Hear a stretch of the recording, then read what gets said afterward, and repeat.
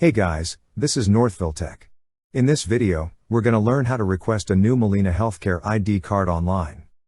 We will also put links in the description below for various insurance programs for you to sign up in case you are interested. To start, open the website molinahealthcare.com. Then click on Sign In. On the drop-down list, you will see two options. Click on Member. Now, log in with your user ID and password. Once you're logged in, you will see several options at the right part of the page. Click on the option that says Request an ID card.